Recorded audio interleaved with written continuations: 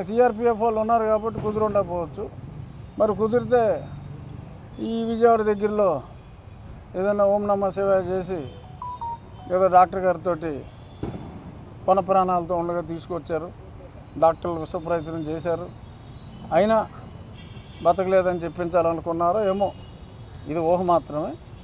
But డాక్టర్ల కోసం ముందే కౌరు పెడతాం, కలెక్టర్ లెటర్ రాయటం, రెఫరెన్స్ డాష్ ఎవరు రిఫర్ చేశాడు, కలెక్టర్ అన్నోడు ఎప్పుడూ కూడా ఐఓ ఏదైనా అయితే రిక్వెస్ట్ ఇవ్వాలి డాక్టర్ల కోసం టెస్టులు చేయడానికి తీసుకొస్తున్నామని.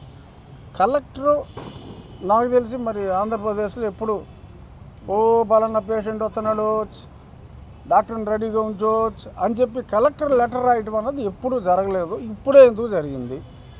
ఇవన్నీ కూడా మరి విచారణలో తేలాలి. మరి ఇంకా వివేక్ యాదవ్ అన్న ఆ గొప్ప కలెక్టర్ని పిలిచారా లేదా, నీకు ఎవరు చెప్పారా రెఫరెన్స్ అని చెప్పి అడగాలి.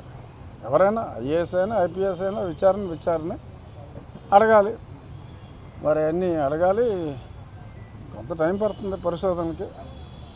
ఏదైనా కాస్త ఆలస్యమైనా దొరికేస్తారు.